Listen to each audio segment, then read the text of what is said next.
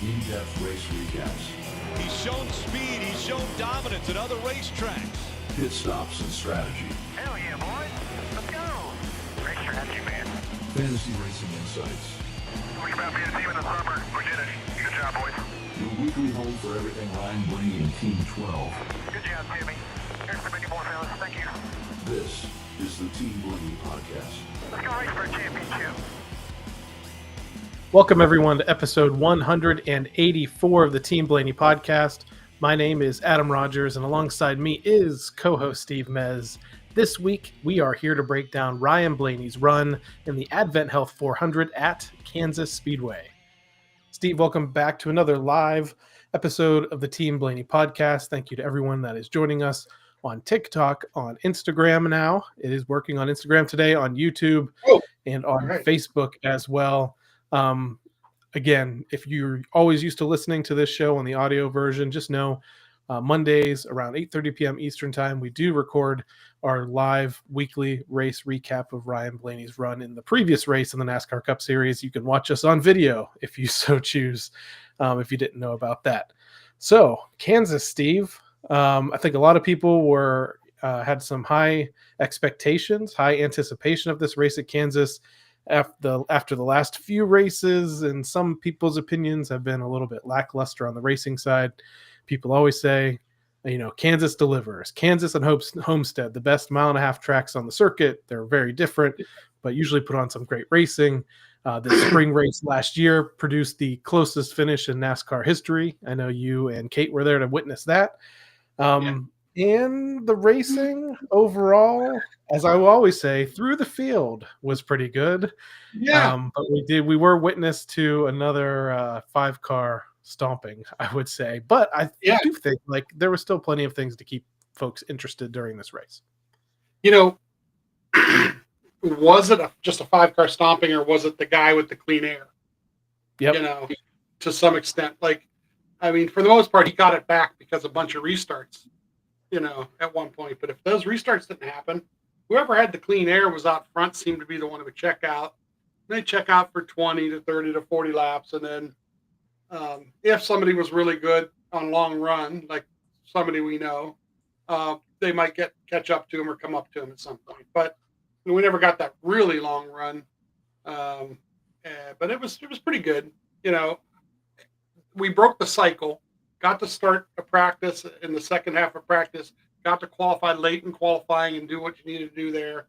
And all that stuff worked toward what we saw this weekend. And as we're going to talk about in the report, just a lot of good stuff this weekend. A lot of fun, good racing, and got to, even though like you said, racing through the field. And we say that because we're watching Ryan race through the field. Not everybody, but there were some cars that did do some coming and going. And the 21 car was extremely good this weekend. And really, if they didn't have their little mishap late in the race, they probably could have been in contention. They may have been a little bit faster than the 12. And, that's going to happen when it's an in-house car and the guy driving it's doing a good job. So, overall, it was a lot of fun to watch this weekend. Yeah, post-race, I kind of brought up this question in our Discord Team Blaney chat, is it in, and we've already said this with the 21, it's very clear he's won a race this year, but I was like, is it time to accept the fact that the 2 and the 21 are real contenders now? Because the 2, even before they had an issue, showed that same speed that all the Penske cars had, and he's running it pretty consistently, and he's kind of had the season like Ryan to where he's had some miscues and mishaps and crashes and things that's taken them out. But it's just, I feel like it's almost weird that, it's in a good way. It's great to see all the Penske cars running well, but the 2 and the 21, I just did not see that happening this year. Yeah, that's right now the drivers are stepping up, and it's operating the way it should. That's the way it should be. If you're 4 guys or 3 guys, depending on how many guys you have on your team, are that good week in and week out. There was a point in the race where all 4 of the Hendrick cars were in the top 8. I'm not even the top 10. The last one was in 8th. And that's the way it should be if you're running right and everything is going well and you have the speed. So, it's encouraging actually to see the other 2 guys and their cars operate that well, because that means as a whole the organization's got their act together. That Penske's got it going. Now, the other race of the weekend was the NASCAR Craftsman Truck Series. The Xfinity Series had the weekend off. This was an interesting race as well, and a lot of it is just because on mile and a halfs like this, just the way that those trucks can build runs. I mean, and sometimes they'll fail to make the pass and they drop back like 15 car lengths, but within another lap or two, they can run right back up to the truck in front of them. The restarts there are wild. The finish there was almost an all-timer for that series. It was a great battle between the 34 and the 7 truck driven by Carson Hocevar. That last lap, I thought it was incredible by those two drivers. Their handling skills, the way they were able to keep those trucks underneath them, despite the contact from Lane Riggs coming out of that last turn. And then he got told he was number one all the way to the it was like going across the start finish line, like that's great. And then unfortunately, like a few truck races this year and some in the Xfinity Series, you saw a DQ again. So I would say Lane Riggs is lucky that he didn't win that race, because he would have been just kind of devastated by losing that race in a DQ. And I don't know if it's something they're going to appeal or not. I didn't follow up on that, but something to do with the bed liner essentially on that truck wasn't solid, or there was gaps in it or something. And I don't know. The only thing I can think of is if they try to say, he hit the wall during the race and he hit the wall pretty big at the end of the race. So maybe there's something there that they can argue, but we'll see. That team, though, even when Zane drove that truck, has a history of pushing the limits on things. So you never know. Well, let's jump back into the NASCAR Cup Series race. Let's recap Ryan Blaney's run in the Advent Health 400 at Kansas.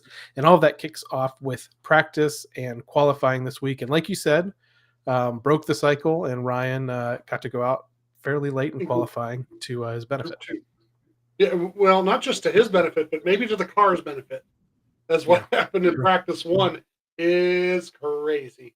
And then once again, everybody's just trying to push the limits, because early on, Group 1 on Saturday, the 54 had the fast lap, but he only ran 14 laps. The reason he only ran 14 laps is on that 14th lap, he blew a tire.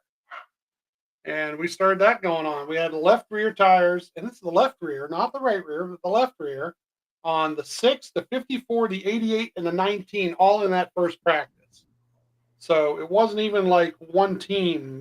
We had, two Gibbs, SVG there with Trackhouse, and then the 6, with RK. So there was all kind of different teams, all testing the air pressures. There's a bump in 1 and 2. And if the pressures were low, it could have caught the tire, and then, slowly, that tire comes apart within 20 laps. I mean, most of them was like Brad was lap 13. SVG was 9 laps into his run. So how bad did he hit the thing?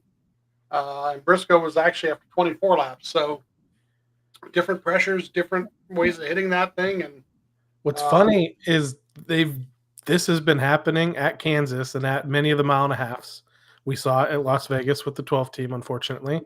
This has been happening since 2022 when this car debuted. And it's like they still go into this practice session like wanting to test the limits. And it's crazy to me that they do that, but it's worth the speed. One thing that I thought was interesting during the race that they brought up with this, and it specifically will have to do when the 6 car loses another tire in the race, that really screws up the rest of his run. They said that when they come out with these low pressures after a pit stop under caution, they run around slow enough after they get off pit road that the tire has a chance to build up a little bit more air pressure for when they go green, and it doesn't damage it. But in that case, or even in the case of practice, they're coming right out with that low pressure. Yeah. And it's much more easier to damage the sidewall of the tire. So that's maybe where you could get away with it, is if you do it after a caution flag or something like that, where it builds up a little bit. But man, coming fresh out on the track with that, you can damage it, and then it's just hang on after that. And I'm glad that was not something, spoiler alert, that the 12 had to deal with this weekend thankfully, Right. because they did not need to have any issues in practice or any issues in the race in the points position that they're in.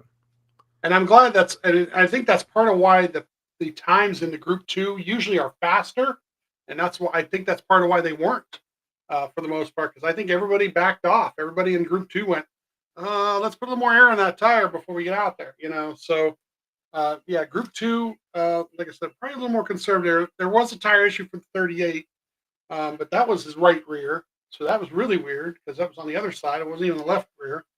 The 5 scrubbed the wall in 3 and 4. Like he's got to go out there and test the wall, I guess. Ryan ran about 18 laps and came in for an adjustment. His individual lap, well, like I said, was 21st overall, 0.392 back of the 54.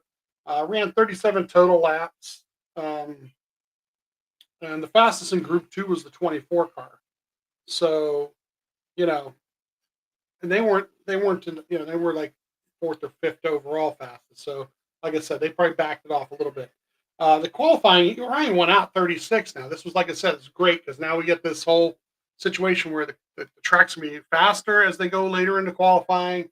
Don't have to worry about, like earlier in the, these last couple weeks, they were going so early that they just weren't having the speed. So he does go out 36th, and initially he's P8 with 2 more to go after him. Both those guys, the 22 and the 5, do pass him. So he's going to start 10th on Saturday or Sunday.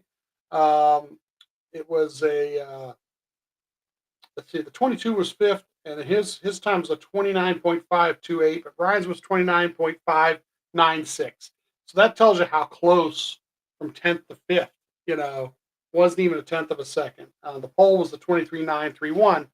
So then we know the 5 car pretty much, and he showed it all weekend, was pretty much the fastest guy. It was almost 3/4 of a second gain on what they ran in practice. So when you always want to do that when you get your pole lap. So we get to race day here. We're going to stages of, once again, this is a mile and a half. So we have stages of 80, 165, 267, 9 sets of tires, a fuel run of 62 to 67 laps. And to the rear, this is the interesting part because not everybody went to the rear with the tire issue, but we had the 6, the 10, the 19, the 21, the 38, the 54, and the 88. And I underlined the 54 because he was an even number starter. Going to be in Ryan's row. So he got to go to the rear. Ryan moves up a spot, going to actually start the race in 8th, in the fourth row for the start here. Pit stall 22. So they're behind the 88 car, but then they had an opening and a pit opening. Well, it wasn't the pit opening, but there was an opening behind them, just past the start finish line too. So 5 takes the low lane for the start here, and the 17 leads the high lane. The 99 just bogs down the lane right off the get-go. It kind of gets them all, messed up, but does sort out to P8 after a couple laps here. And at lap 3, he passes the 99 and gets to 7th. And then lap 7, we get this caution for the 16 in turn 4. I know some people probably heard the audio. I was talking to somebody about the audio thing, and it's so funny. Actually, I was talking to Justin Fatback today about it, because what happens is with these audios is the guy pushes the button, he talks it, and there's only one guy to listen to him.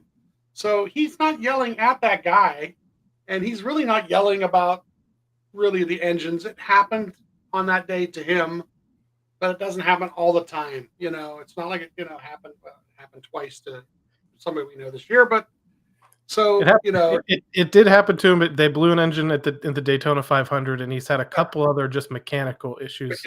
So I think it's just been building for him, and AJ is one of those guys. If you don't follow him, and he is like, people complain about Ryan. He's super fiery on the radio. He's like super self-deprecating, but in not even a funny way, but in like a negative way. Like if the kids these days like to say crashing out. He crashes out a lot on the radio, and that's also a big reason why you'll hear colleagues, President Chris Rice on AJ's radio a lot to try and calm him down, though. Yeah, it's like part of his process, because AJ will come out of the car and he's like a totally different person. He still sometimes is a little bit down on himself, but I heard this, and from what I understand too, it went beyond just that, because he yelled about FECR and all this stuff. Apparently, there's mics in the garage area too. And after they pulled into the garage, this wasn't even on his like radio anymore, but the ambient mic in the garage was picking up him yelling even more after he pulled into the stall. So I mean, I feel bad for the guy. He's had some great runs this year. There was actually a point when he was in above the playoff cut line, kind of surprising for that team. And maybe that's what it is, though. It's like he's put all this pressure on himself to try to get in the playoffs. But we know how it feels to have all those DNFs and to have the mechanical failures this year. So I don't blame him for being a little bit upset. Yeah, maybe so don't call them out directly, though. Yeah. So Ryan says it took off pretty good there, and Jonathan says it should be a number 7, which is just pretty much going to be staying out. That's their way of saying it. Although there's a lot of discussion as they're coming to pit road about trying to watch who's coming in front of them and behind them. But about the top 15 stay out. So they had a good buffer behind them too. 5 takes the bottom for the restart. Ryan takes the top in row 4, behind the 22 with the 23 behind us. And at restart lap 10 here, we passed the 22 and the 45 to get to P5. So actually the restart goes pretty well here. At lap 20 here, they're in P5, the 22 is in P8, the 2 is in P9, and the 21 is in 10th. So there it is. All the Penske guys, including the Wood Brothers car, all the top 10 at lap 20. Says we're a little bit loose. And then lap 25, the 24 and the 17 are battling for third right in front of Ryan. So it's kind of like, don't be the third man in if something happens here. But at lap 26, we pass the 17 to get to 4th. And he says he'd like a little more rear grip. Lap 36 here, the green flag cycle is starting. Lap 39 here, the 24 pits. So we get to P3 here. Now we're pitting right behind it next lap. And it's a 9, according to NASCAR's timing, once again, that's a 9.60 stop here. At lap 45, the cycle's continuing. It should sort to about P5. And the 5, the 24, the 20, the 9, and the 12 be the lineup at that point. And the 24 kind of jumped the 20, and the 9 jumped the 12 on this pit cycle. So it may have been they came in a lap earlier and gained that 1 second they needed, And it's one of those things that happens. So, excuse me, lap 99, the 41 comes in. So now, he comes by on fresher tires. So now we're getting this thing where it's guys are a lap down, but then they're coming off pit road. We've been out there for 5-10 laps, and they got to go, they go around us. At lap 51 here, P6 and 8.11 back of the leader, which is the 5 again. At lap 52, we pass the 10 to get to P5. At lap 60 here, we're 2 seconds back of 4th position, which is the 9, and 10 seconds back of 1st position here, the 5. So at this point, though, once again, between Ryan, the 2 car, the 22, the 21 car, all the way from 5th to 11th, they're all in there. And Ryan, the 5 car is P1 at this point, the 24 is P2, the 9 is P4 here. So, and the 48 is P7. So that's why I said all the Hendrick cars are 1 through 7. Lap 67 here, the 24 cuts a tire in his right rear. And so Ryan actually gets to 4th while that's going on. And it happens in front of him enough where he can avoid him. He spins it, kind of going on to pit road. I think he was trying to cause a caution, which didn't happen. I thought that too, but then they show his wheel, and it was down to the rim. So it was very similar to what actually happened in the Truck Series race, when I actually think they gave, I think it was Dawson Sutton, a bad penalty. Like they said he spun on pit road to bring it out, but his wheels, especially in the truck race, his wheels were turned the totally opposite direction. So I don't think he was trying, but it was the same deal. Both of them had lost tires. So, but yeah, I did immediately shout out some expletives when I saw the 24 spinning. Yeah, I was like, but then I cut him a break when they zoomed in on his tire, and there was no tread left there. So, but anyway, so sad for that team that happened to them. Sorry. Yeah. Lap 70 here, 8.5 back of the leader. At lap 78 here, now we're only 6 seconds back of the lead. And, so he was coming those last 10 laps. He was, but lap 80 here, the 5 wins the stage. Ryan P4. So we've started 10th, moved up to fourth in the first stage. It's right where, right in that sweet spot now, getting close enough to the front where we can smell it. Ryan says we need a little more, the rear end needs to be a little bit more stable there, but we're in the ballpark for sure. We're just going to keep working at it. Hitting in fourth, coming out third. We beat the 20 on this stop, and it was a 9.42. And I don't know if you go to the TikTok and listen to it. I posted a TikTok today. That was the pit stop that I posted because if you listen all the way to the end of it, because you can hear Ryan say, "Good job, fellas," at the end. That's why I posted it and him coming all the way off pit road there. And I'll say it early. There's one pit hiccup in this race that totally. But they had monster stops all around it though. So it's like, and it's just was awesome. I mean, it was just great to be one of those teams that was gaining and had great stops all day long, except for maybe just one little thing they were able to rebound from. Well, it wasn't even that much of a time-wise thing. It was only maybe a second or two more than I wanted it to be, but it was during a green flag cycle. And Skip will tell you during green flag cycle, you got to be totally careful with what you're doing and take your time a little bit. So at this point, only 22 cars on the lead lap too. So for the choose, the 5 takes the bottom, 9 takes the top, 9 takes the bottom behind the 5. We start lap 88 here. The 9 actually takes the lead here for a minute or two, but then the 5 gets it back, and the 48 just makes it difficult as heck. A couple of these restarts, we can watch them on the in-car camera. It's hard to see exactly what's happening sometimes, but you're seeing guys just basically going bonsai. And I don't know, we could talk forever about whether it's the car or just the aggressiveness of people trying to pick up a spot on a restart. But as time goes on, even on this day, Ryan may lose that position, but he gets it back within 5 to 10 laps. So the guy who's making that bonsai move is trying to hold on to that spot, but in the long run, his car is never fast enough. So at lap 89, the 20 actually passes. We're in fourth here at lap 90.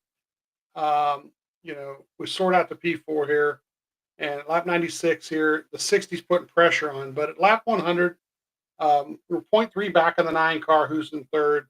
And at lap 111 here, the 9 and the 20 are battling in front of Ryan. At lap 113 here, the 20 is now in third. So the 9 actually made that move past the 20. And Jonathan asks about balance at this point because they're already starting to think about the next green flag cycle. Lap 116 here, we pass the 20 to get to third. At lap 120 here, it's 6.15 seconds back of the 5 here and 2.3 seconds back of the 9. That's the only thing about, even though you're faster than the guy in front of you and you're within 2-3 tenths of him trying to make the pass, while you're doing that for the 2 or 3 laps it takes to complete that pass, that guy in front is, if he's in clean air, he's making some time on you. At lap 125 here, we do get the green flag cycle starting here. And Ryan actually says something about a vibration. So this is it. They would just go ahead and pit. Yeah, NASCAR calls them to pit immediately. Just pitting right. And it's, a smart move. You don't know what it is. You have no idea. And it is, like I said, it's 11.24 stop, but we don't know. We never really, I don't know if they ever said he never did say over the radio there was an issue with the tire, but that's true. Yeah. Usually he would tell him too if there was, so he knew what to do. But so at lap 130 here, it sorts out the P4 now. We got the 5, the 9, the 20, the 12, and actually the 21 running in fifth. And at lap 135 here, we're 4 tenths faster than the 20 and only about 1.3 back of him. By lap 140 here, he's cut that in half to 7 tenths back of the 20. Lap 145, he's 2 tenths faster than the leader, but about 7 seconds back of him. And at lap 151 here, we pass the 20, get to P3. Lap 155, 5.9 back of the leader. At lap 162 here, the 21 passes. He's pretty strong, and we're back to P4 here. We're battling for third, but a lap later we get it back. We're back to third. Lap 163. So the 5 wins the stage, and Ryan's P3. Once again, more stage points. just huge day right there. The Ryan, stage points are what has really kept this team in the DNF issues that they've had up in the top 10 in the point standings going into this race. Bubba and Ryan were the top two in stage points earned of drivers without a win yet. yeah. And I said, that's great. And Ryan immediately with these two stage finishes surpasses the 23 in that. Yeah. And I was like, that's great. It's not a stat you want to lead. No. But if you have to lead a stat without a win, maybe that's one to have it. But they have been, the way the 12 has attacked stages this year, it's been all about getting points, and that's been great to see. And honestly, with some of the deficits that they've had in qualifying because of issues that they had, it's been tough to get points in stage one. So that shows you they're still able to squeak in, get a couple in stage one in most races, and get a decent chunk in stage two, and that's kept them up front in the point standings. Yeah. So Ryan talks about how good the 21 was on his rear grip. He saw some things out of the 21 there, and that was funny. He's like, "Hey, go find out what he's got." He says he goes wherever he wants. He said, "I'm like, oh boy, So in P3, out P3 here. This according to NASCAR is a 9.760. The 9 beat the 5 off pit road there, so the teammates kind of and this is where the 21's day kind of goes a little south. He was caught speeding, and I don't think he had to. He should have been conservative. If he'd have lost a spot or two on pit road being conservative, guess what? He'd have got it back in about 10 laps as fast as he was. So for this choose here, the 9 taking the bottom, the 5 takes the top, Ryan takes the bottom with the 6 on his outside and the 60 behind him. Those guys did some major work on that pit stop and got themselves up in there. So we're restarting at lap 173 here, and the 6 gets by on the outside, the 20 also. So we're back to P5 here with the 9 leading. At lap 176 here, the 5, the 6, and the 20, almost 3 wide in front of him. Kind of crazy to watch for a lap or two because I thought something was going to happen. One of them kind of backed off, and we're getting pressure from the 48. So the 48 does pass back to P6 here, but lap 179, pass the 48, get to 5th. At lap 180, the 48 gets by again. So lap 190 here, the 9 is leading. We're in the 6 is in P2, and it seems like the 48 and the 20 are kind of holding us up at this point. They're battling kind of in front of us, but they're really not faster. The 11 passes on the inside as we pass the 48. So we're still P6. We lost 1 spot to one guy, but then we passed the other guy. At lap 194 here, we get a caution for the 6 with a blown right rear tire, and we gain a position on that, get to 5th. So whatever they did and got him up there, something happened there and ended his day.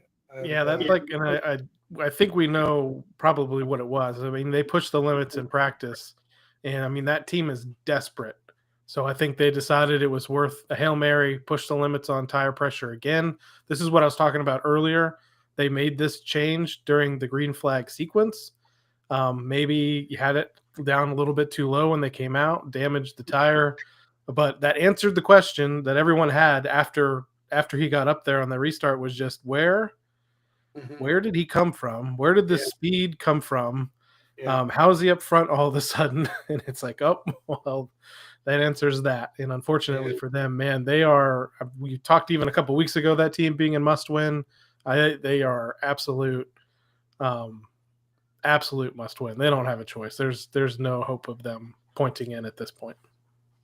Yeah. So Ryan says it didn't take off well, but it was coming to him. So, it was kind of coming. He was coming around to what he needed it to do. And so here we go. In P5, out P3, 9.280 stop. The 20 leads off pit road, and the 11 and 9 both had issues pitting.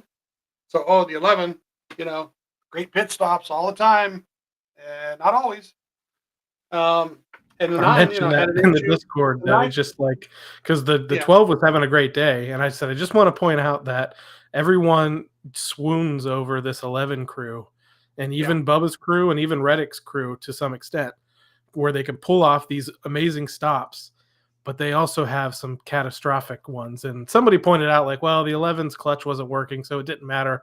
It mattered. It lost them another 5 or 6 points beyond, or spots beyond what the clutch issue was going to. So it's like people just, I don't know. Other teams, they gloss it over, but not with the 12. But I actually feel like the 12, like I said, one little hiccup, nobody even remembers it because of that 9-4 earlier in the day and then a 9-2 now. I mean, they don't whatever, if that change at the front has sparked this team, that's exactly what we needed. We talked about that at the week that they made that change, that we want this to be a success. And so far, so good. Yeah. So Ryan and Tim are talking about taking the top here for a restart to see what would happen. Jonathan points out we're outside the fuel window, so save when we can. The top 10 here, like right at this point, is the 20, the 5, the 12, the 22, the 48, the 19, the 60, the 38, the 17, and I think the 45 at this point is actually up there. So, got a couple different, the 60 and the 38, some cars that aren't always up there. 20 takes the bottom here, and Ryan takes the top, row 2, with the 22 to his inside. The 5, and Ryan's following the 5 actually on this. So he thinks that this should be a good spot to launch, especially behind the 5. And the 11 goes to the garage too at this point with his issues. And the restart lap 200 here, and then we get a caution for the 99, the 51, the 10. The 22 went low into 1 and 2 here. So the last scoring loop had it 5, 22, 20, and 12. Here we go again. Was my thoughts, and almost a flashback to it's almost the opposite of the Texas race where Ryan did take the outside this time, and I'm wondering if he's thinking in the car like, finally I decide to go outside, and then the low lane goes, and of course it's Logano who is just super clutch in these scenarios. Now the downside for him is this is not the last restart of the day. Yeah. He really benefits or breaks through when it is like one of the final restarts and he can make this happen. But man, I was a little sad to see that happen because if he wins again after beating Ryan on a restart, it just makes me real sad. What's bad about these couple of things here, and we're going to do another one here in a second, is they don't last more than a lap. And when they talk about the restart retention rates and so forth, they're talking about over, usually what happens is the restart happens and after 4 or 5 laps, you've gotten your position back. These knuckleheads are diving into 3 wides and they're lucking out because they're going across the scoring loop and then something happens. And it gains them a position, but they're really not, that much faster than them. They're just willing to stick their neck out and make and go 3 or 4 wide when you probably should. For this next choose here, the 5 takes the bottom, 22 takes the top, the 20 is behind the 5, and Ryan takes the top with the 19 behind him. So once again, now we're behind Joey, and we're going to push him. We're going to start lap 206, and right away we get a caution for the 8. And this puts the 48 in front of us because he dove it in there and got around and got low. I blame NASCAR for this one. I sent you an image after the race of a screen grab of the 8 spinning, and the 48's like 2 rows back. And the broadcast mentioned it that because I think Clint immediately yelled caution, then he was like, wait, no caution, no caution. They wait, and they finally threw it. And yeah, at some point during that, the 48 got by, and I think at the end of that clip that I did the screen grab of, you see him dive low, and I think that's, like you said, what happened. He happened to get that surge right at one of those scoring loops. And again, remember, for anybody that did get upset, they go by scoring loops on all of these types of cautions. On a stage end and a race end is when they go to the cameras and look at who is ahead then. So it's frustrating, I get it, but maybe it's something they'll revisit in the past, but I think it might just be too hard to officiate in live like that. Yeah. So here again, they finally, the choose here. 5 takes the bottom, 22 top, 20 top, 48 bottom. So now Brian takes the top here to get behind the 20 and the 22. And we restart lap 212. And once again, we get a caution again, like almost immediately for the 7, the 23, the 43, Now we're in P6. You know, It's just now like we've got Texas all over again. yeah, just goofy things are one lap. You're not even getting a full lap in half the time. So now for the next choose, the 5 on the bottom, the 20 on the top, the 22 on the top, 48 bottom, the 19 on the top, and Ryan decides to go bottom this time, not to lose a row or anything like that. And the restart at lap 218 here, the 60 goes middle on them, putting Ryan back to about seventh here. At lap 219, he's battling the 17 and the 77 for the seventh position. At lap 221, though, passes the 22, gets to sixth. And it only took, 2 or 3 laps to do. I mean, it took a little bit to get around him, but he got around him. At lap 225, the 5 is the leader here. And at lap 241 here, he passes the 60 to get to fifth. Jonathan tells Tim, in case he needs to tell him, we can go hard at the end here, too. They've saved enough fuel during all those cautions that as long as it goes green, they're just keep going. Lap 245 here, 5.525 back of the 5 who's in P1, but 1.9 back of P4, which is the 19. And Ryan says I don't have much right rear left at this point. So lap 250 here, we're 1.2 back of fourth, then which is the 19. At lap 254, only half a second back. So in 4 laps, 7/10. Lap 255 here, we pass the 19, get the fourth. And fastest car on the track lasts about 10 to 15 laps, Tim says, in there. So lap 258 here, passes the 48, get to P3. And lap 260, he's 4.053 back of the leader, the 5. By lap 264 here, the 77 almost causes a caution.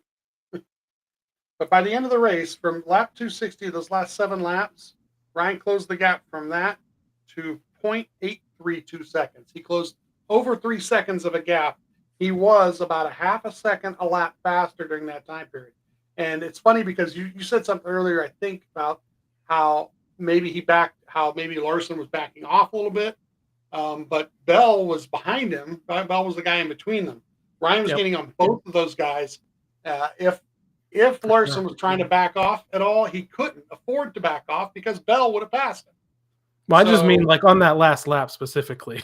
Well, he knew how to manage his gap there, but he did report the team was talking about seeing rubber coming off the front. So I think he backed off a little bit, but he wasn't going to back off enough to let the 20 get by. But it made it interesting finish at the picture. Yeah. Ryan was definitely in the picture when they all crossed the finish line. He tells Tim, he says, I wish we had about 3 more laps. That would have been all it would have took. So that's from Ryan. And literally, Jerry Mariotti, I texted after, and he listened to the XM guys after the race, interviewing both Larson and Bell, and they both stated the fact that in the last 10 laps they were afraid of the 12 car.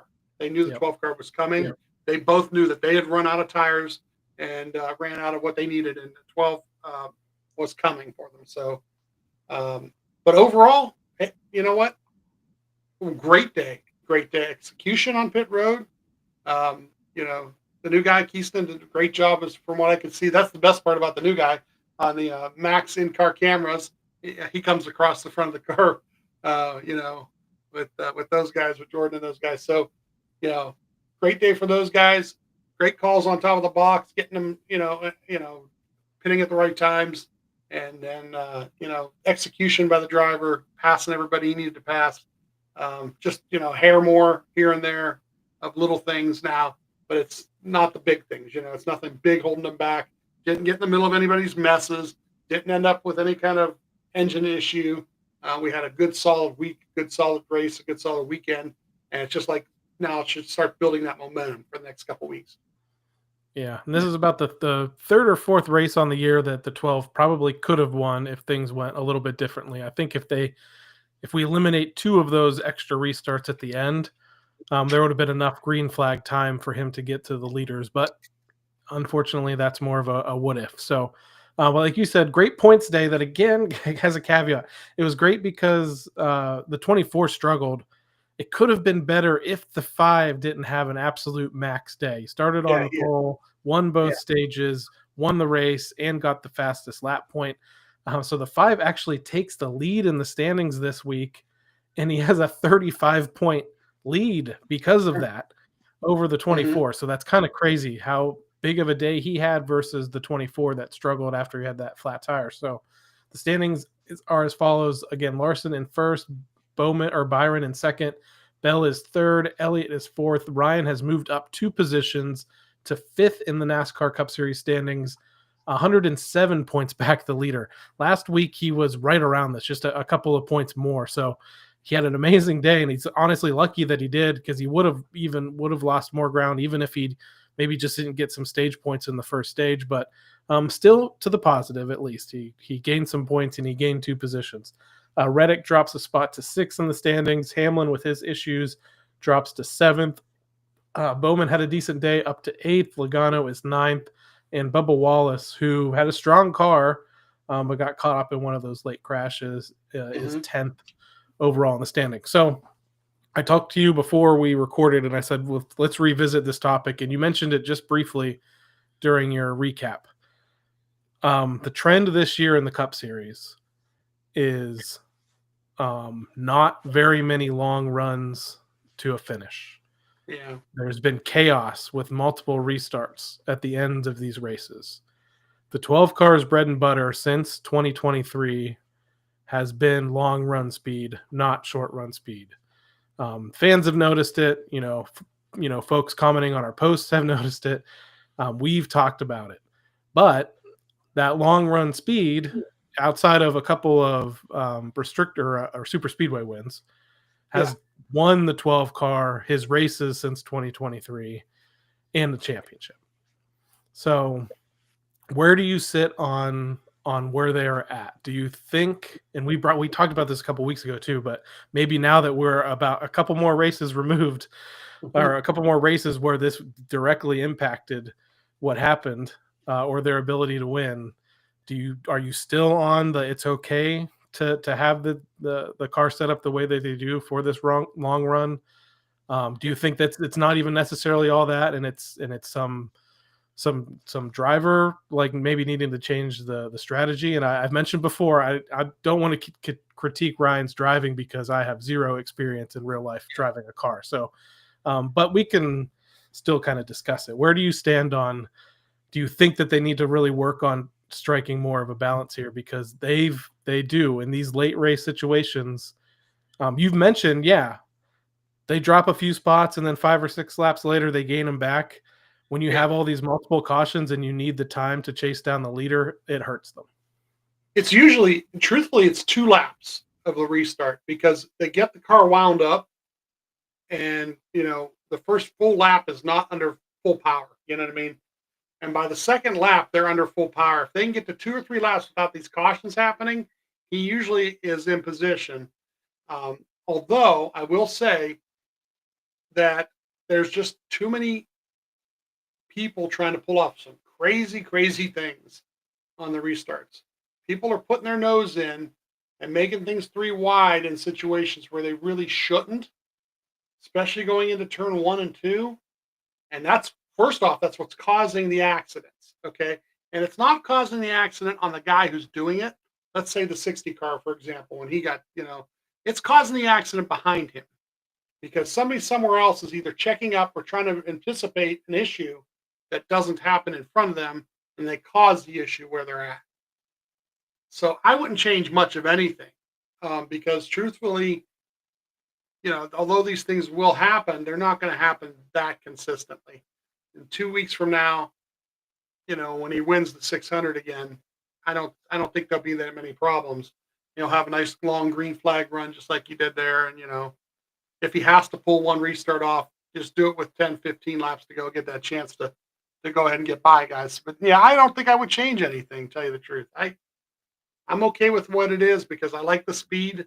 I like the fact that he can do that. I like the fact that they can run cars down, and over the longer run, even like I said yesterday, the 5 car checked out in all those stages. But if you watched Ryan's lap times, 20 to 30 laps into those runs at the end of the stages, he was coming. and the longest run is usually in stage 3 because they make stage 3 longer and wherever they decide to pit. And they usually don't do a 2 pit stop strategy, they usually do a 1. So, if they could get to that point in a race and not have 5 cautions happen within 15 laps, I think he's fine. And he's, then as long as he's got clean air to go ahead and chase somebody down, he can go and do it. And I love watching that. So, yeah, I don't think there's much you can really, there's some short term, what you do with the air pressures and so forth to kind of help a restart that maybe they're not working on, that maybe they need to. But that's something that I'm sure they talk about in house. But it's also something they probably talk about in house, whether the risk is worth the reward too. So, do they get the reward for taking that risk, or do they get the blown tire like the 6 car? Yeah, and I think I'm okay with them sticking to the strategy because, again, like I said, over that period since they've really, because 2022 was a little different. It was their first year together. They were fast off the truck pretty much everywhere, and then they would actually kind of lose speed throughout the race.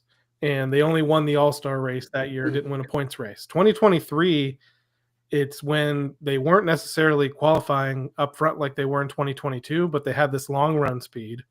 And again, it won them races and they won the championship. Last year, it won them races. They're a spot away from winning the championship. So they could still win with this type of car.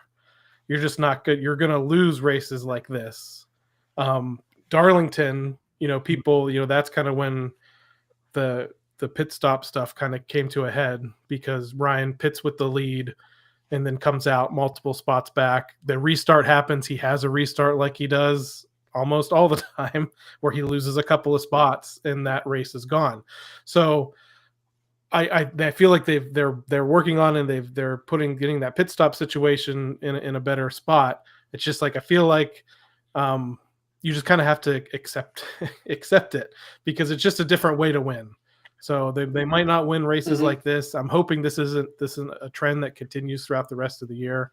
I think there will be opportunities for him to win these races. He's won at now this is prior to next gen and stuff, but he's won races like this at Atlanta on the old configuration. He's won it at Martins. Both of his Martinsville races were with great long run speed and chasing cars down. The Coke 600 last year, though, man, they're just lightning fast. I think when we had this discussion before, I was like, if they can actually just figure out whatever happened at the 600, where they were losing spots on pit road, mainly just because of the number 1 pit stall and stuff they were up against, they were firing off on restarts there. So I don't know what magic happened that day, but if they can bottle that up and do it, it'd be great if they could strike a balance. But again, like you said, I do like the style of the chasing. We just got to get races that run like Texas last week. We talked about it. If 26 laps to go, I think if it stayed green there, he wins the race. This race, I think, again, I mentioned it earlier, just if they got rid of a couple of those late race restarts, he wins the race. And we just don't get to see it. He knows it. The only thing I bring up about whether it's in his head, there's a point on one of those restarts where Ryan kind of yells out, like, I don't know what else to do. I don't know, Tim. I don't know what else to do. Yeah. So I think it's frustrating him a little bit. Obviously, everybody wants to fire off well, but man, they're doing great though. I mean, this is a team that's in the top 5 in the standings, a team that has 4 top 5s out of the last 5 races. They are absolutely moving in the right direction at a good time in the season to keep consistent. As they head into it's not really the all-star break when it comes to NASCAR because everyone is still racing. Even the open teams have an opportunity to race this weekend. So you don't get a break, but you don't get points.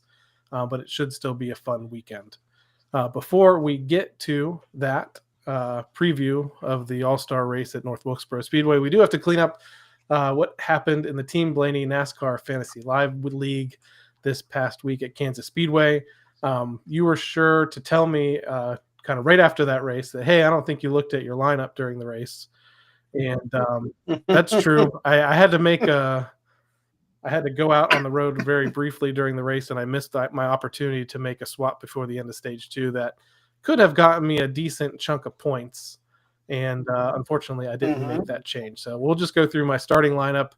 I had Chris Buescher, got me 29 points. Joey Logano got me 30. This was the bad one, and it's Ty Gibbs, who's been wildly inconsistent this year. I thought he was on a better track. He was doing ran really well in practice. Thought they had the speed, but man, only 9 points on the day. Chase Elliott got me 40, Josh Berry 38, and this is where my mistake was. I left Kyle Larson in the garage, who got max points, 61 points left in the garage. Probably, see, even with that, I don't think I was not going to crack the top 10. I don't think, even if I got that, because I'm pretty sure I did horrible in the featured matchups. Featured matchups this week, and we talked about these on our weeknight chat that we did over the week. We kind of went through all these matchups and talked real smart about who was going to do it, and here we are. I picked Bubba Wallace over Bowman, wrong. I picked Chastain over Reddick, wrong by one position. I picked Elliott over Logano, wrong, and I picked Hamlin over Bell. Wrong. Probably maybe could have been right. I mean, Hamlin had a super fast car, had the clutch issue, and ended up having to retire from the race. So 0 for 4. I think that has maybe happened to me once this year. 0 for 4 on the featured matchups, 146 points on the day. I ranked 80th out of the 100 members of our Team Blaney NASCAR Fantasy Live League. That was rough. With my matchups, I had Wallace over Bowman. That was wrong. I had Reddick over Chastain, so I got one right. I had Chase Elliott over Logano. I had that wrong, but then I had Bell over Hamlin, so I got 2 of them right. So I got 20 points there. I made a decision at one point during the race when Byron had his issue to take him out of the lineup, and I think I had put Gibbs in his place. So that was a 4-point mistake more than anything else, because Gibbs only ended up with 9 points. I had Bell, who scored 49. I had Reddick, who scored 20. Chase Elliott, who scored 40. And I did have Larson for 61. So, I'm not sure where I end up in the results there, but pretty decent. 35th overall for you. 35th, 199 points earned on the weekend. Yeah. Let's take a look at the top 10 in points earned this week in the Team Blaney NASCAR Fantasy Live League from Kansas. Our defending champion Racer SF in the top 10 with 228 points. Ninth was Penske Fan 24, 229. Past winner of the league, and 8th is Clyde's Chicken Pit Racing, 230. Tie for 6th with no hesitation, and RF Blaney 12, 234 points earned. Tie for 4th, Jackson 12 and Vans 12, 239 points. In 3rd was Twin Mag, 241 points. 2nd, Bulldog Go 0277, 248 points. And in 1st, the Prime Minister 3, 249 points. And again, Steve was 35th and I was 80th, a gentleman's 80 in this weekend's race. The overall standings, Team Blaney NASCAR Fantasy Live League, I have slipped down the leaderboard. Normally I'm in the sweet spot in the 40s, 55th overall now after this race. 1,985 points on the year. Mez 12, 15th, 2,193 points. And that takes us to the top 10. Montana 12, Fan in 12th, 2,226 points. And 9th is hashtag LGM, 2,235. 8th is Fike 12, 2,239. Blaney or Bust, just 1 point ahead in 7th, 2,240. Dr. Race Chaser in 6th, 2,243. So that's a really tight grouping there. And 5th is Pit Stop Pro, 2,282. 4th is Alyssa C., 2,311 points. And 3rd is Go 12 Go, 2,341.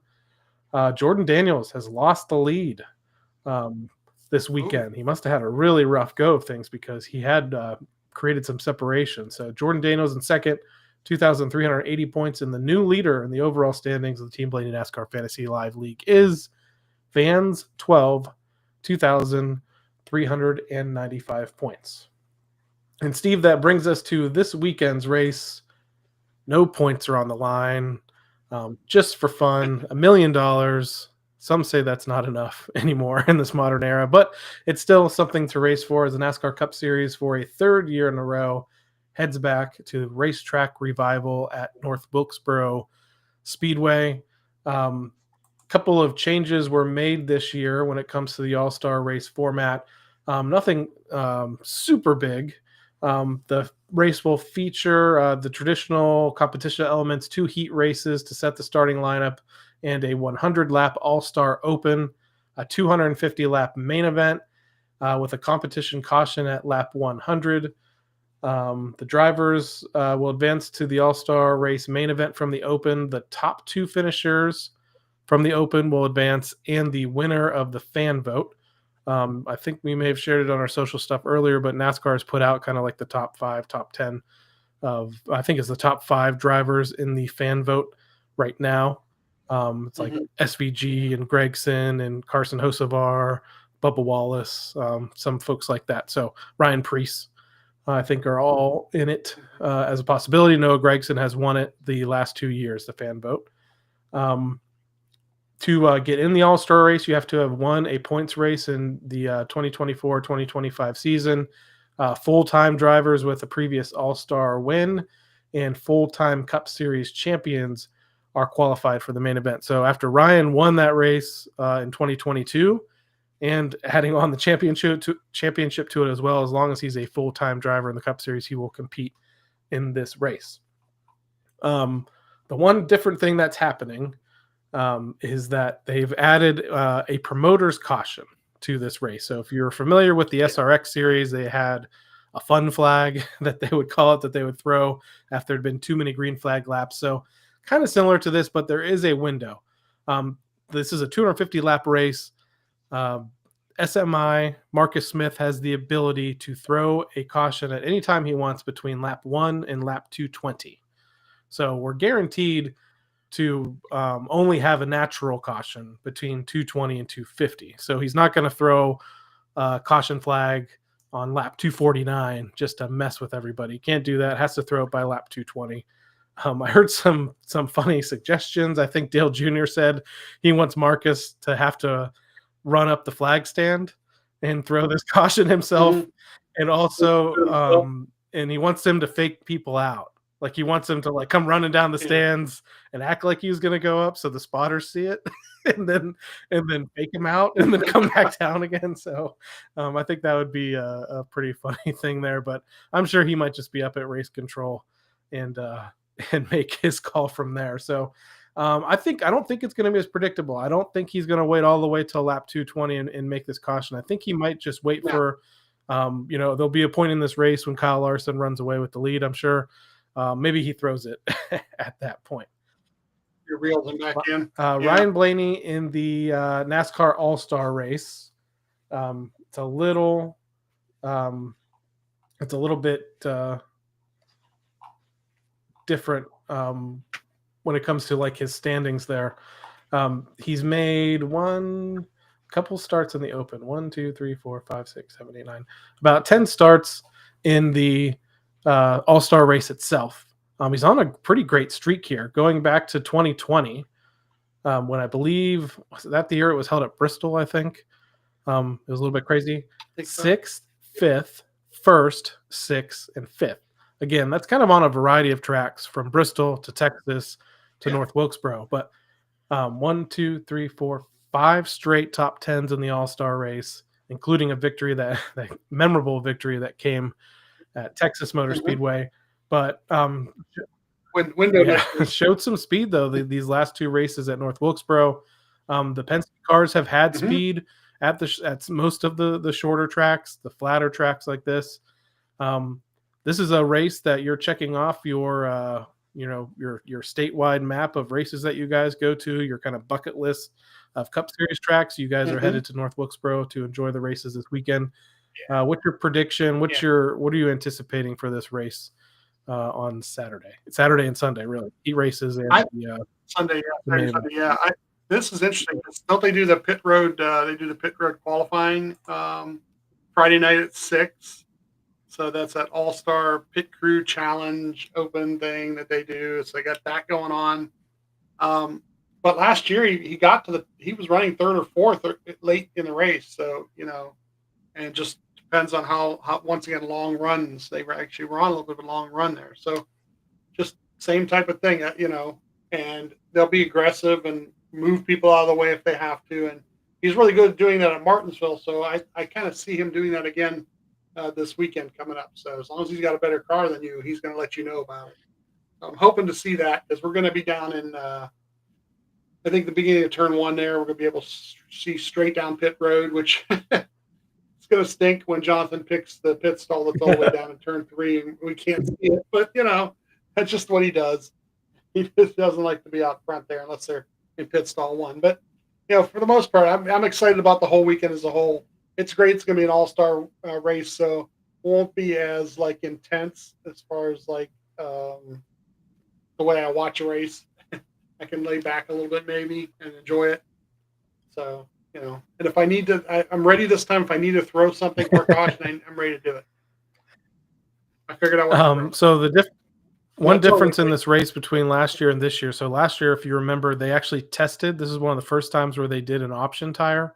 And this was the softer tire that they ended up running later on the year at Martinsville. And Joey used that option tire situation to his advantage, I think, to gain the lead last year and eventually go on to win the race. No option tire this year. They are just still running that same short track tire that came from there, but it is the main tire that everybody is going to use. One of the other surprising things that happened at this track, so the first year they went back there, they got the original surface that was left there from the 80s and early 90s, all cleaned up, and they ran on that and did start coming apart during the race. For last year's race, they totally repaved the track, and people were expecting a single file line at the bottom of the track, and that didn't happen. There were 2 grooves. I don't know if that was just because people didn't have any experience still at the track in general. What do you think is going to happen here? Do you think they might migrate to just 1 groove this year, or do you think that they kind of found something special with the way that they repaved this thing that we still might see 2 racing grooves when it comes to this event? Yeah, it all depends on how it ages, I guess. A lot of it's when they repave, how long does it keep and maintain that kind of grip?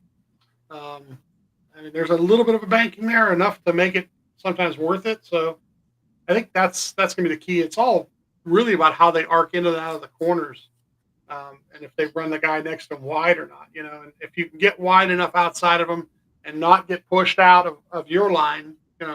So it'd be interesting to see what happens. The tire, not having tire options and stuff like that makes a difference too. So now it'll be basically how good are you at tire conservation too, which is always a big thing. One other wrinkle in this event that I forgot to mention was the manufacturer showdown.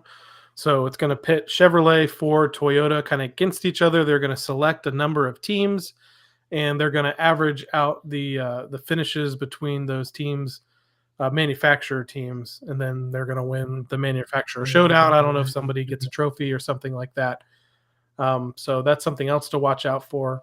Here's the list of drivers that have clinched their way into the All-Star race so far. William Byron, Daniel Suarez, Kyle Larson, Christopher Bell, Denny Hamlin, Chase Elliott, Tyler Reddick, Brad Keselowski, Joey Logano, Austin Cindric, Ryan Blaney, Alex Bowman, Austin Dillon, Harrison Burton, Chase Briscoe, Chris Buescher, Ross Chastain, Ricky Stenhouse Jr., Josh Berry, Kyle Busch. There was some news today for Harrison Burton. People weren't sure what, he won that race for the Wood Brothers last year. He's actually going to run in the number 51 car for Rick Ware Racing. Cody Ware is going to move over to a number 15 and run the All-Star Open and try to advance that way. And Harrison Burton gets the start in the Cup Series again here in the All-Star race. So that's kind of cool. They put that race car in its paint scheme out earlier today on social media. So that was kind of cool to see.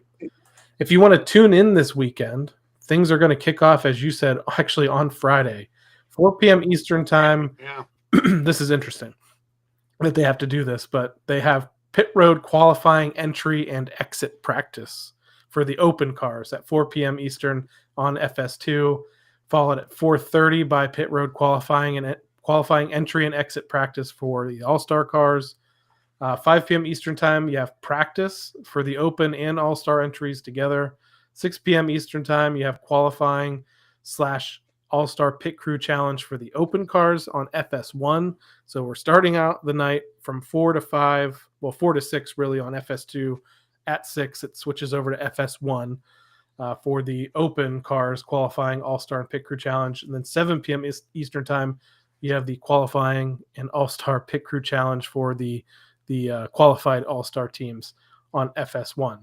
Saturday, May 17th, you have the Window World 250 for the NASCAR Craftsman Truck Series at 1:30 p.m. Eastern Time on FS1. And then at 5:10 p.m., we have All-Star Race Heat 1. 6:15 p.m., you have All-Star Race Heat 2. And then Sunday, so this is a full weekend, Friday, Saturday, Sunday, plenty of things to watch.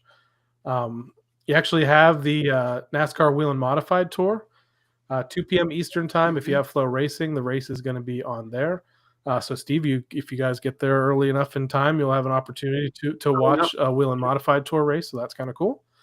5 p.m. Eastern Time, you have the All-Star Open. So that's going to be the cars that are trying to race their way in. Again, the top 2 in the All-Star Open will advance. Now, if any of those top 2 happen to also be the driver that wins the fan vote, then I think they'll move back another position. So no matter what, 3 guys are going to advance that aren't already in. 2 from the Open and 1 from the fan vote. 8 p.m. Eastern Time, the NASCAR Cup Series All-Star Race at North Wilkesboro on FS1, streaming on Max for the in-car cameras and on the radio with MRN and SiriusXM NASCAR Radio. Again, Ryan Blaney coming into this All-Star race, various different sites, but he's on a streak here. 6th, 5th, 1st, 6th, 5th finishes in the All-Star race. He won it back there in 2022 at Texas. It'd be nice for him to go out and win a second one on an oval. Now, being superstitious, I want him to win every week. I don't want them to use all their luck and only win this race like they did in 2022.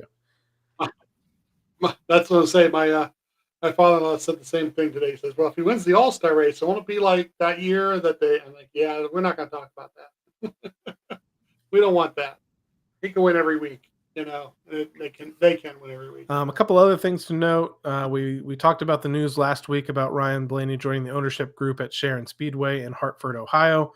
Sharon kicked off its 96th anniversary season this past weekend with a full slate of racing.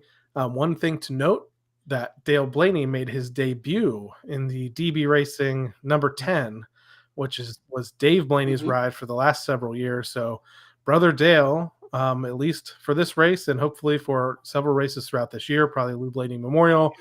We have the All-Star Circuit of Champions and World of Outlaws all racing at Sharon. I would say there's a really good chance that you might see Dale Blaney behind the wheel of that 10 multiple times in 2025. I think that's really cool to see. Yeah, he I guess one of the guys that was there says that he was running in the feature about let's say started about 16th or something like that, and moved his way all the way up to like 8th or 6th, and then he hit the rut. There was like a really bad rut in turns 1 and 2, and he hit it and kind of bent something up, and they really weren't very good at the rest of the race. But yeah, you know, him just being able to drive that car, that chassis. You know, and he'll have the Ryan Blaney Family Foundation sponsorship all over the car, so that's kind of cool too to see that. So yeah, I think the next big one for those guys is the World of Outlaws coming in at the end of this month, so that'll be a good thing to go check out on Saturday night coming up. Yeah, I think that World of Outlaw race happens. It might be the weekend of the Coca-Cola 600, somewhere around that time. Right, exactly. That's exactly what it is. They've got several big sprint car races throughout the year, and they actually announced last week as well. The weekly. Now, I think sprint cars in this card race maybe like 6 or 7 times throughout the year at Sharon. They raised the purse to $4,000 to win for a non-sanctioned kind of weekly race, and that's a pretty $4,000 to win, $2,000 for second, and it kind of goes down from there. But a really impressive purse, and I think shows their investment into sprint car racing, which is awesome to see, because there is about a 10-year stretch there after I moved to Florida and I left from when I was working there, to where they kind of stepped away from 410 sprint cars because the car counts were getting so low. But in the last few years, there's been this huge resurgence in 410 sprint car racing across the country, and they've kind of jumped back on the bandwagon there, and they're supporting it, and I think that's really cool to see. So those are some positive things. To borrow a term from Stacking Pennies, I have and if you have something positive to bring up, it would help after this. I have a grind my gears. I was going to say. So if you have something positive to bring up, bring it up after this, so we end on a better note. I have a Okay, grind good, my good, gears, Steve. good. We so our Discord chat, we have a channel about diecasts, and we have people share their collections. And one of the fun things people do, when they're out shopping at retailers and Walmart and Target, it's like people share photos of what they're seeing out at the stores when it comes to like the 164 cars that they have. Now Lionel had announced that they were raising prices on 124s. Because of what's happening globally and our country when it comes to tariffs and things like that. So people were prepared to spend more money on the 124s.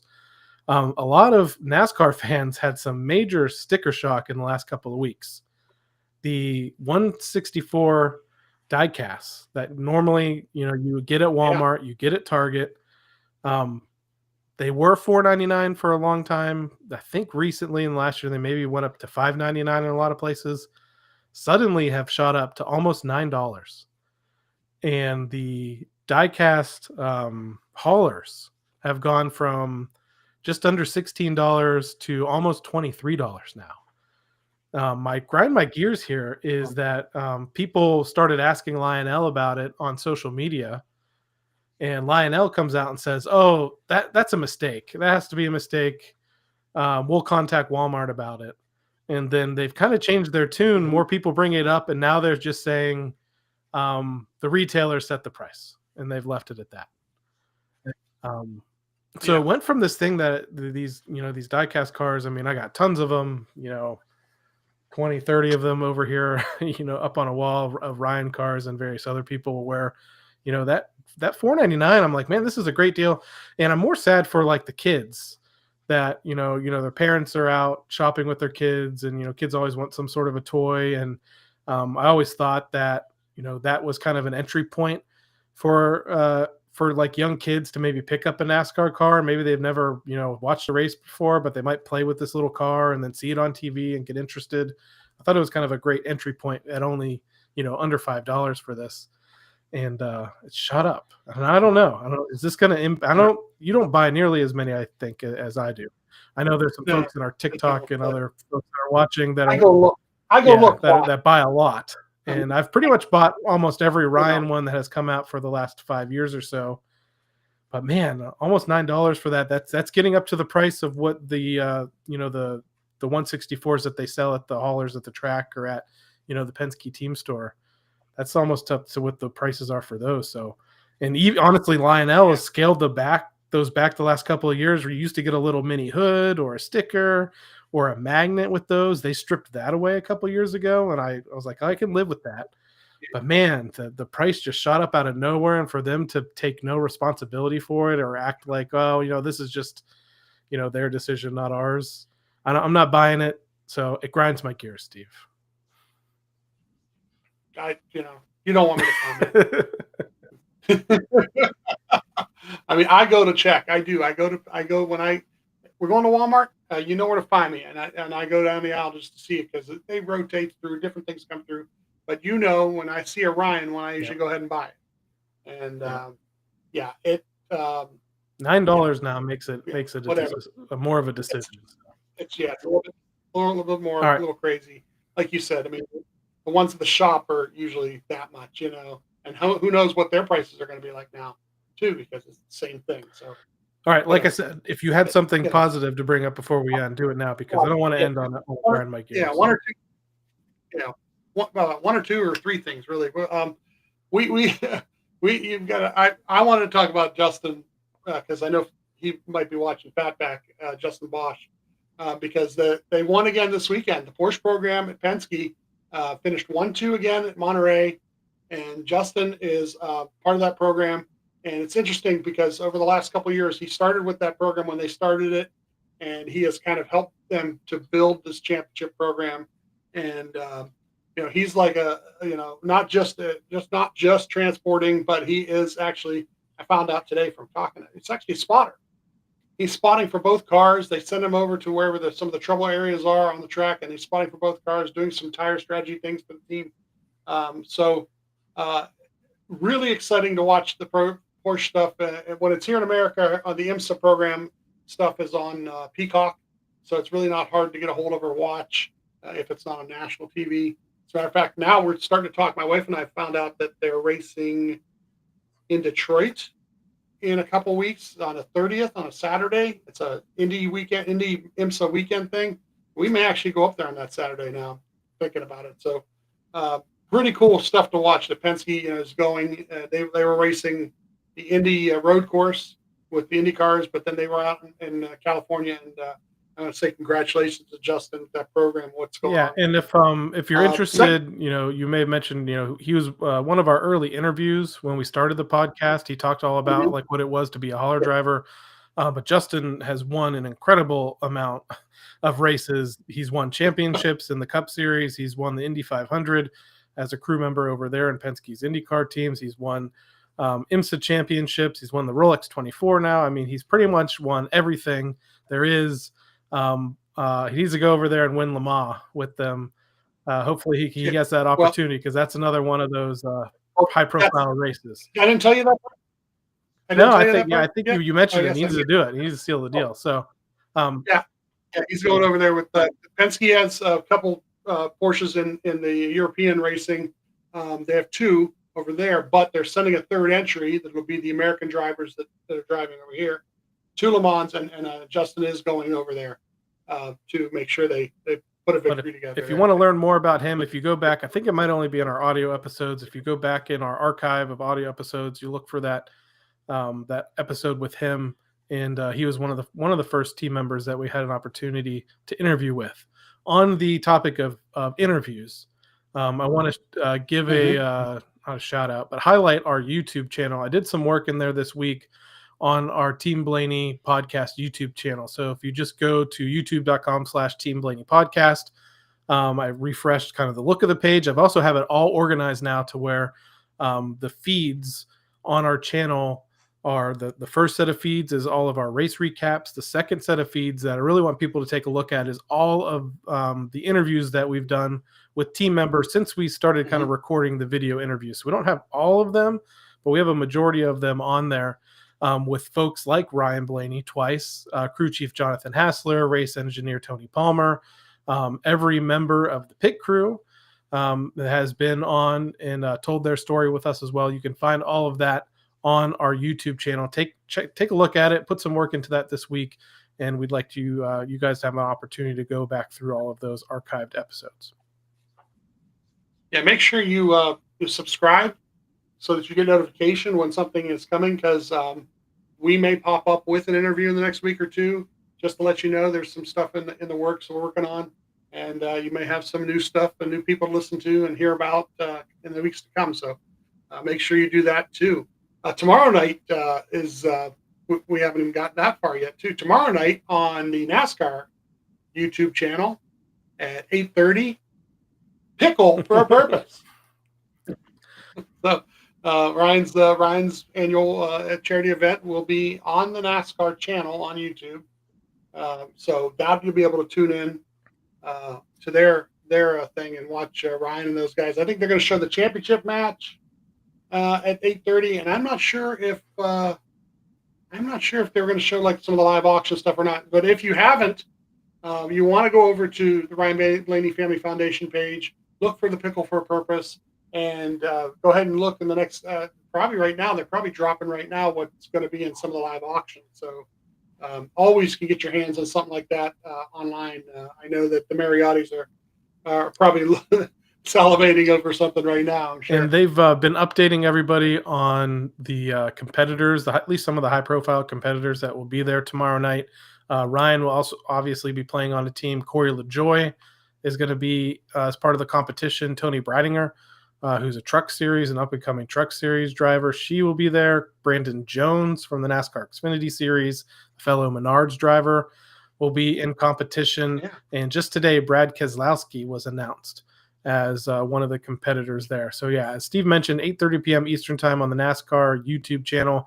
We toyed with the idea of us knuckleheads maybe doing our own live stream. I'm not sure if we'd get shut down or not for showing it, but if not, we'll be following along with it on social media, sharing everything that we can. Maybe, like I said, giving alerts out to folks when the stuff from the silent auction is available. But yeah, you can go preview some of those items if you just head on over to RyanBlaneyFamilyFoundation.com or any of their social media channels. So I think that might be it, Steve. Action-packed episode, lots of positivity, another top 5 for Ryan Blaney at Kansas with the P3, heading off into a fun weekend with the All-Star race at North Wilkesboro Speedway, and then hopefully on to bigger and better things like another win in the Coca-Cola 600 coming up here in a couple of weeks. Thank you, everyone, for tuning in to this episode of the Team Blaney podcast during the week and on race day. You can find us on Facebook, X, Instagram, and TikTok, and YouTube. Just search for Team Blaney. We'd also like to encourage you to support the Ryan Blaney Family Foundation. We were just talking about them. Ryan's official charitable organization benefits brain health causes like UPMC Sports Medicine and the Alzheimer's Association. To learn more, visit RyanBlaneyFamilyFoundation.org or follow them on Facebook, X, and Instagram. For my co-host, Steve Mez, I'm Adam Rogers. We'll catch you next time here on the Team Blaney podcast. Good night, Dublin. Check out the TikTok.